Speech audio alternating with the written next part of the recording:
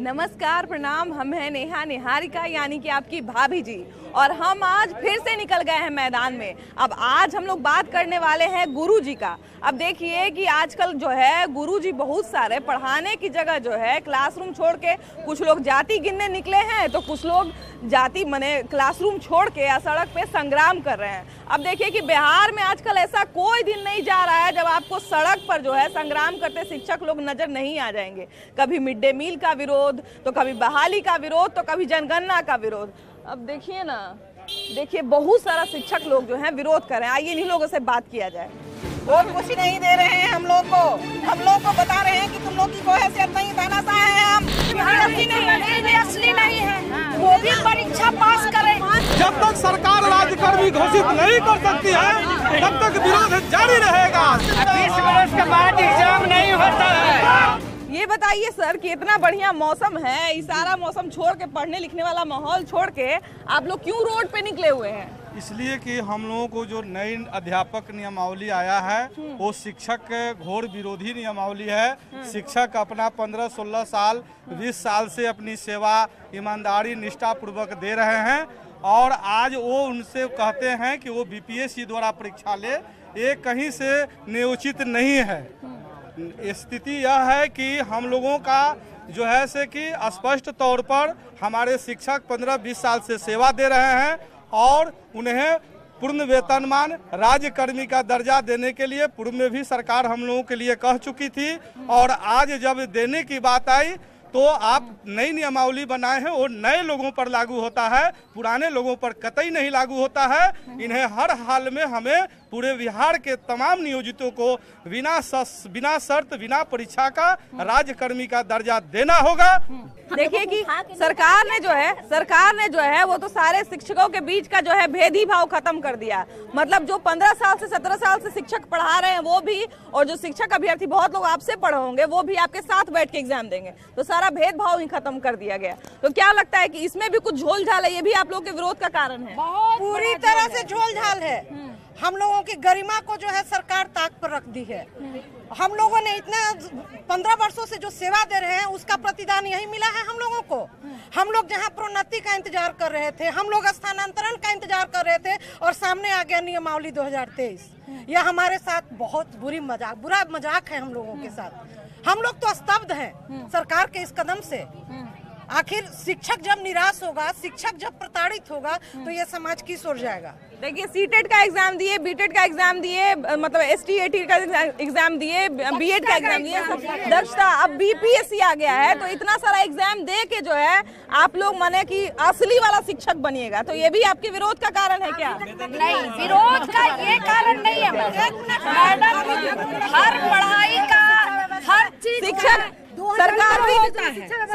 सरकार जो है, सरकार का यही कहना है ना कि अभी तक आप लोग असली शिक्षक नहीं थे, अब असली शिक्षक बनिएगा। सरकार खुद अपना पुनर्जागरण कर रही है। 2005 से असली नहीं है, वो भी परीक्षा पास करें। वहाँ से बिहार की शिक्षा व्यवस्था नहीं थी क्या? सरकार जो, मैं ये कहती हूँ कि आज हम लोग अगर परीक्षा में बैठते हैं, हम लोग वर्षों से बच्चों का परीक्षा लेते आ रहे हैं, आज हम लोग को शिक्षकों को सरकार जो है बैठा रही है परीक्षा में। ठीक है, परीक्षा में बैठते हैं तो क्या पूर्ण वेतनमान देगी सरकार, या यही चाइनीज वेतनमान पर हम लोगों को काम करवाएगी? चाइनीज वेतनमान है जी आप लोग। चाइनीज क्यों कह रहे हैं? चाइनीज इसलिए बोल रहे हैं कि हर ग्रुप का अलग अलग वेतनमान है, तो ये चाइनीज ही नहीं है तो और क्या है? एक टिकता ही नहीं है, यूज एंड थ्रो वेतनमान है। आज 10 टीचर को कोई और वेतनमान है, आने वाले को कोई और वेतनमान होगा, तो इसको चाइनीज नहीं कहिएगा तो वेतनमान बोलिएगा। देखिए वेतनमान की छाड़ते जा रहे हैं सैलरी के मामले में। जितने जूनियर्स आ रहे हैं वो सैलरी के मामले में अभी जो देखा जाए सरकार का, वो सीनियर के इक्विवेलेंट है, तो जूनियर और सीनियर की वही बात है। देखिए वही बात है कि अभी जो आपके अंडर में जो बच्चे पढ़े होंगे उनका वेतनमान भी और आपका वेतनमान भी एक बराबर हो गया, आप भी उसी के साथ बैठ के एग्जाम देंगे, तो ये भी आप लोग के विरोध का कारण है क्या? विरोध का कारण ही है। हम लोग इतना दिन से सेवा करें उसका कोई मायने नहीं रखता है, और जो अभी आया उसको ये वेतनमान दें और राज्यकर्मी का दर्जा देंगे। आज काम लेने के समय सब राज्यकर्मी हम लोग हो जाते हैं। अभी राज्यकर्मी वाला काम नहीं कर रहे हैं हम लोग। क्या है कमी हम लोग में? लेकिन बिना मतलब का ये नियम कानून ला करके शिक्षक को प्रताड़ित कर रहे हैं। स्थानांतरण भी अभी तक इन्होंने नहीं किया, प्रोन्नति भी नहीं किया, जबकि आदेश है कि 50% पद कंपटीशन से भरा जाता है और 50% प्रोन्नति से भरा जाता है। अब टोटल को जो है कंपटीशन से भरने की बात कर रहे हैं, ये कहाँ का न्याय? इन्हीं के नियमावली में था कि हेडमास्टर जो बनेंगे 50% जो है प्रोन्नति से भरेंगे। अपने नियमावली को खुद ही काटते हैं। ये जितनी भी नियमावलियां बनी है, यहाँ पे देखिए कि बहुत सीनियर मास्टर साहब नहीं आ जाइए, कैमरा के सामने आ जाइए। ये बताइए कि इस उम्र में जो है आपके रिटायर होने का समय है और अभी आप विरोध कर रहे हैं, आपके विरोध का क्या कारण है? विरोध का कारण है कि शिक्षक एक समान होते हैं। यहाँ पर शिक्षक को किसी को कुछ, किसी को कुछ, 5 तरह का जो शिक्षक का नियम बना है, ये सरकार का बिल्कुल गलत है। तो आप लोग सब अलग अलग नियमावली के तहत ही नियुक्त हुए होंगे ना, मतलब नियोजित शिक्षक अभ्यर्थी सब अलग अलग हैं, तो अलग अलग में फिर आप लोग का विरोध क्यों है? क्यों नहीं? ये नियमावली सरकार बनाई और फिर इस तरह से नियम का जो परिवर्तन कर रही है सरकार, ये गलत है, एकदम गलत है। शिक्षक जो भी शिक्षक का विद्रोह करेंगे वो सरकार कभी नहीं चलेगी। और शिक्षक शक्तिशाली होता है। हम ही IAS, IPS, DM सब बनाते हैं और हम लोग को इस तरह से नौकर वाला काम किया जाता है, ये सही नहीं है। कि वो सरकार जो परीक्षा ली थी स्टेट की, जिसके थ्रू हम लोग आए हैं, वो क्यों ली थी? वो परीक्षा कौन सी थी? उस समय तो नहीं बताया गया था हम लोगों को कि उसके बाद आपको ये परीक्षा देनी है। आज जॉब के 12 साल बाद, 17 साल बाद बताया जा रहा है कि आपको BPSC फेस करना है। अच्छा, आपके अंडर में बहुत सारे लोग शिक्षक अभ्यर्थी पढ़े होंगे, तो उनके साथ ही बैठ के अब आप एग्जाम दीजिएगा और उनके एक DM से अगर दोबारा परीक्षा लिया जाए 10 बरस के बाद, तो क्या वो फिर से DM बन पाएगा? नहीं बनेगा, कभी नहीं बनेगा। मैडम, आज मैं मुख्यमंत्री से डायरेक्ट अपील करना चाहती हूँ कि वो जितनी योजनाएं निकालते हैं, चाहे जन जीवन हरियाली हो, चाहे शराबबंदी हो, चाहे आज जनगणना हो, सबको हम लोगों ने तय समय सीमा पर करके उनको दिया है। आज हम लोग को भी अच्छा, अभी देखिए पर ध्यान दे वो। अभी देखिए कि आप लोग से कभी जाति जनगणना करवाया जाता है, कभी कुछ करवाया जाता है, इतना के बावजूद भी जो है आपको रोड पे उतरना पड़ रहा है। तो आप लोग के मांग का जो है और आप लोग का ध्यान कितना सरकार रख रही है? सरकार तो अपने घोषणा पत्र में बोली थी कि हम राज्यकर्मी का दर्जा देंगे, वो भी बिना किसी शर्त के। महागठबंधन ऐसा बोली थी। वो कुछ नहीं दे रहे हैं हम लोग को बता रहे हैं कि तुम लोग की कोई हैसियत नहीं, तानाशाह है हम। जब जो मन में आएगा बोल देंगे और करते रहोगे तुम लोग। संविधान को भी नहीं छोड़ेंगे, उसको भी तोड़ मरोड़ देंगे और आप चुप रह जाएंगे। अच्छा, इतना दिन रोड बना दिया है, समझे? पूरा काला बिल्ला बना के हम लोग को छोड़ दिया है और वही काला बिल्ला आज हम लोग दिखाने जा रहे हैं कि टीचर की ताकत को देखो कि हम लोग क्या है। क्या तुम लोग को रोड पर मुख्यमंत्री तुम भी एग्जाम दो, सेम तो जितना भी होते हैं तुम भी एग्जाम दो। BPSC, UPSC जो है एक संवैधानिक संस्था है और जब भी ये कोई वैकेंसी लाती है वो वेतनमान ग्रेड पे के साथ लाती है, लेकिन ऐसा इसमें नहीं है। इसका मतलब है कि ये जो सरकार है ये इसका दमन कर रही है। मतलब परीक्षा आप लोग का वैसे लिया जाएगा लेकिन वेतन वैसे नहीं दिया जाएगा, है ना? यही नहीं है, इसी की तो लड़ाई हो रही है। और दो बात और, पहले जो टीचर थे हम लोगों से पहले, तो उन जब रिटायर किए तो वह पद मर गया। क्या पद भी जीवंत होता है? पद भी मरता है, पद भी जीता है। उस पद पर हम जीवंत आए हैं लेकिन हम मरे हुए हैं। उसी पद पर हम आए हैं और क्या हम मरे हुए दिख रहे हैं? पद मरा, उसका दाह संस्कार कौन किया? सरकार की कि कौन किया? विभाग किया? कौन किया? सरकार किया। उस सरकार का दाह संस्कार हम करेंगे। ये हर 2 वर्ष के बाद नियमावली बदल जाती है। इसमें एकमात्र यही साजिश है कि शिक्षकों की एकता को खंडित कर दिया जाए। शिक्षा मंत्री एग्जाम देंगे, हमारे शिक्षा मंत्री एग्जाम देंगे, वो भी प्रोफेसर है। वो बोलते हैं शिक्षक पढ़ाते हो एग्जाम दे सकते हैं, तो क्या हमारे शिक्षा मंत्री एग्जाम देंगे? वो शिक्षा मंत्री भी पास कर पाएंगे?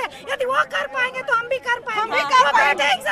हर बार बोर्ड में जो है आनंद किशोर जो है इतना रिजल्ट लाता है कि हमारा बच्चा इतना % हो गया, तो वो कौन ले रहा? हम लोग शिक्षक ले रहे हैं और वो रिजल्ट हमने दिया है, तो हमें कैसे नहीं वो ताकत है?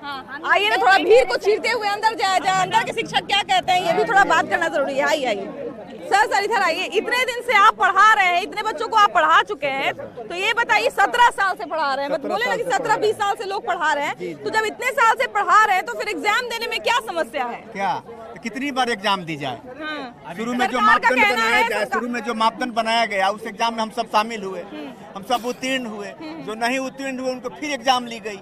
ये बार बार एग्जाम ही लेती रहेगी गवर्नमेंट? या एग्जाम हम बार बार क्यों दें? महागठबंधन ने अपने ही घोषणा पत्र में कहा था कि वो जो है मतलब जो नियोजित शिक्षक है या शिक्षक है उनको राज्य कर्मी का दर्जा देंगे, वो भी बिना किसी शर्त के। तो क्या आप लोग के विरोध का ये भी एक कारण है?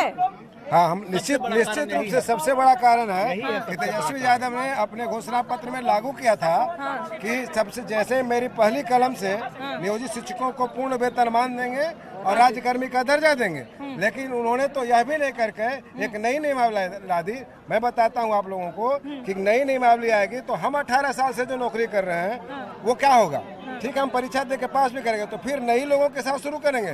और आप जान लीजिए वेतन विसंगति के रूप में ये जो नई नियमावली में जो पदवर्ग समिति ने जो वेतन लागू किया है, इस वेतन के अनुसार 31,000 माध्यमिक को और 32,000 +2 को, जबकि हम लोग 30,000 पा रहे हैं, तो हम परीक्षा दे के फिर उसी नए और पुराने के बीच में जाएंगे तो ये कहाँ का आकर्षक वेतनमान और तो ठगने का काम। अभी देखिए कि एक और शिक्षिका है हमारे साथ, उनकी उम्र आप देखिए। ये सबसे बड़ा कारण है, इस प्रदर्शन का सबसे बड़ा कारण सरकार की वादा खिलाफी है।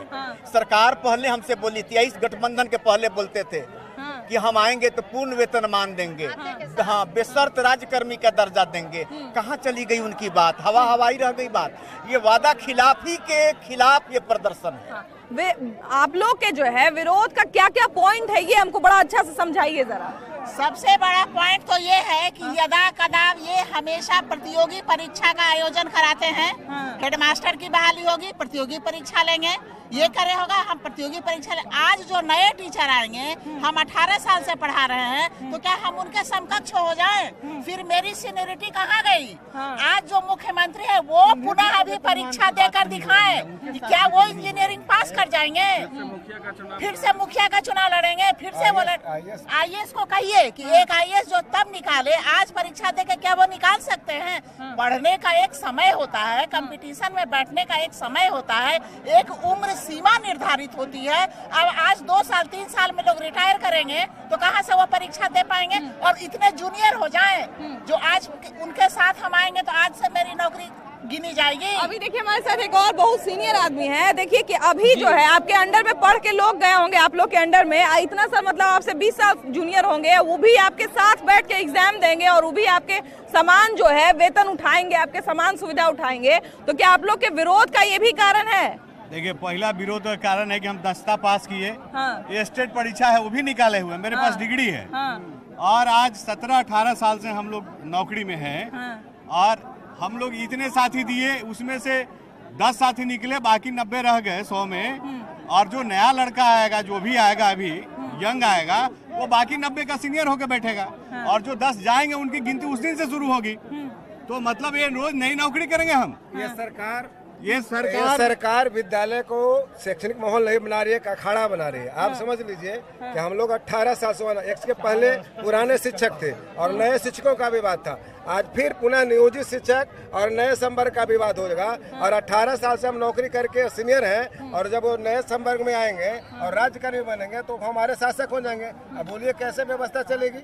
दूसरी बात है कि अगर हम 17-18 साल से पढ़ा रहे हैं, हम काबिल नहीं है, वो तो कहना उनका है ना कि हम उसके सक्षम नहीं है, तो ये उन बच्चों के साथ अन्याय इन्होंने किया जो आपसे पहले पढ़ के गए हैं, जो योग्य नहीं बनाया उन बच्चों को। तो ये 17-18 साल से उन बच्चों को अयोग्य बनाया, अयोग्य शिक्षक से पढ़ाया, वे अयोग्य घोषित करना चाहते हैं। सही बात है कि अभी जो है जिन शिक्षकों को अयोग्य साबित कर दिया गया है, तो इतने सारे बच्चे जो है पढ़ के इतने दिन से गए हैं तो वो भी अयोग्य हुए, क्योंकि ऐसे शिक्षक से पढ़ के गए हैं। और देखिए कि शिक्षकों के एजेंडा है मैडम, सरकार का खुफिया एजेंडा है कि ये गरीबों के बच्चों को शिक्षा नहीं देना चाहती है। सरकारी विद्यालय में हम तमाम शिक्षक हैं, वो जो गरीब गुरवे खुमचे वाले, रिक्शे वाले, टमटम वाले, ठेला वाले के बच्चों को हम शिक्षा देते हैं, उनको हम ज्ञान देने का काम करते हैं। लेकिन सरकार की एक खुफिया एजेंडा है कि वो गरीब के बच्चों को पढ़ाना नहीं चाहती है, वो अपना वोट बैंक बनाना चाहती है, और वो चाहती है कि शिक्षकों को आपस में बांट दें ताकि वे अपने सही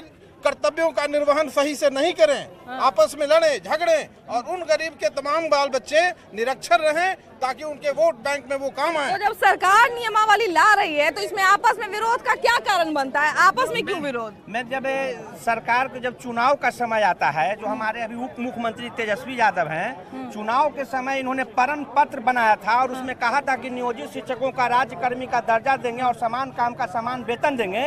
लेकिन चुनाव में हम लोगों ने इनको भरपूर सहयोग करके सत्ता में ला दिया। सत्ता में आने के बाद ये उप मुख्यमंत्री चुप मुख्यमंत्री बन करके बैठे हुए हैं, नीतीश कुमार के सामने घुटने टेके हुए हैं। एक भी दिन नियोजित शिक्षकों की समस्या की ओर ध्यान आकृष्ट नहीं करवाते हैं। और जब जब नियोजित शिक्षकों को कुछ लाभ देने की बात आती है, सुविधा देने की बात आती है, तब तब राज्य सरकार हम लोगों को परीक्षा का भय दिखा करके हम लोगों को दोहन करती है। हम राज्य सरकार से कहना चाहते हैं कि जैसे शिक्षकों को कोई भी सुविधा देने के लिए आप परीक्षा का आयोजन करते हैं, तो हर विभाग के कर्मचारियों को भी आप उसको कोई भी सुविधा देने के लिए उसको भी परीक्षा लीजिए।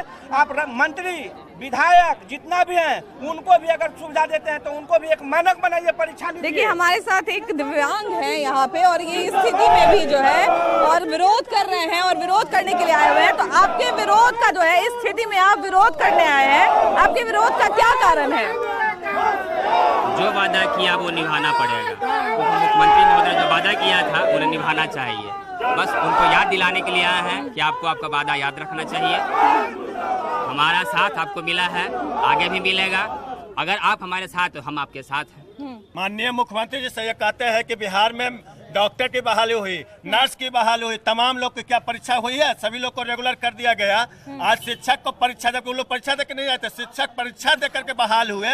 वो लाल किला पर झंडा फहराने का सपना देख रहे हैं। कह दीजिए माननीय मुख्यमंत्री जी कि ये प्रबुद्ध वर्ग का शिक्षक है, आप लाल किला का सपना आपको बिहार में ही ध्वस्त हो जाएगा जब तक कि 4.5 लाख शिक्षकों का सपना नहीं पूरा होगा। हम तमाम लोग प्रबुद्ध वर्ग है, दक्ष हैं, परीक्षा पास कर, परीक्षा से कोई नहीं मांगता। 16 साल 17 साल की नौकरी कहाँ गई? हम कम पैसे में बिहार के बच्चे को पढ़ाए, हमारा शोषण किया जा रहा है। हम माननीय मुख्यमंत्री को कहते हैं कि 16 साल जो हमारी कम पैसे मैंने सेवा किया, आप हमारे बदौलत 16 साल से राज्य में मुख्यमंत्री हैं। अगर हम परीक्षा देंगे तो आपको भी परीक्षा देना होगा। आने वाला समय आपकी भी परीक्षा लेगी, यही बिहार के तमाम शिक्षक लेगी परीक्षा।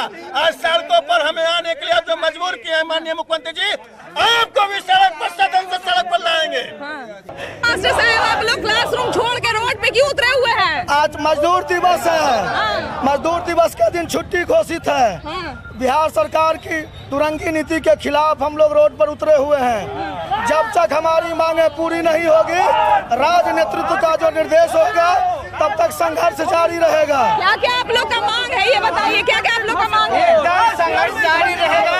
हम लोग इस तरह से फांसी नहीं देंगे और सरकार को झुका के रखेंगे। आप लोग को एग्जाम देने में क्या दिक्कत है? एग्जामिनेशन देकर ही पूरे बिहार के टीचर प्रशिक्षित भी हैं, कार्यरत हैं, 15-20 साल से सेवा दे रहे हैं। जब तक सरकार राज्यकर्मी घोषित नहीं कर सकती है, तब तक विरोध जारी रहेगा। शिक्षक एक 20 वर्ष के बाद एग्जाम नहीं होता है। सरकार शिक्षा नीतियों के खिलाफ हमेशा बात करती है, चाहे जिसकी सरकार हो, और वैसी सरकार का हम विरोध करते हैं और करते आए हैं। 2010-80 के बाद हमारा उन्हीं के प्रति विरोध रहा है जो सरकार और सत्ता में रह के शिक्षकों को शोषण और प्रताड़ित करने का प्रयास। इतने दिन से जब एग्जाम हो रहा है, सरकार का यही कहना है कि शिक्षक जब इतने दिन से पढ़ा रहे हैं, पढ़ रहे हैं, तो फिर उनको एग्जाम देने में क्या दिक्कत है? अब भाई बिहार जो है ऐसा राज्य बन गया है जहाँ पे एक दिन भी ऐसा नहीं होता जब जात पात पे सवाल नहीं होता, नेता जो है जाति पाति नहीं करते, नेता जो है गाली गलौज नहीं करते और शिक्षक जो है वो मतलब विरोध प्रदर्शन नहीं करते। अब सरकार के साथ समस्या ये है कि नौकरी कम है और लोग ज्यादा है, क्योंकि सैलरी देने के लिए भी सरकार के पास पैसा है नहीं, सरकार गरीब है। लेकिन देखिए कि इसी तरह से जो है गाड़ी चल रही है सरकार की और सरकार आगे बढ़ रही है और राज्य भी चल ही रहा है, और इसी तरह हम लोग भी चलते रहेंगे और आगे फिर कुछ और मुद्दा लेके आएंगे। लेकिन फिलहाल इनका मार्ग जो है वो आगे बढ़ रहा है, तो इनको आगे बढ़ने दिया जाए। अभी के लिए बस इतना ही, अभी के लिए बाय बाय।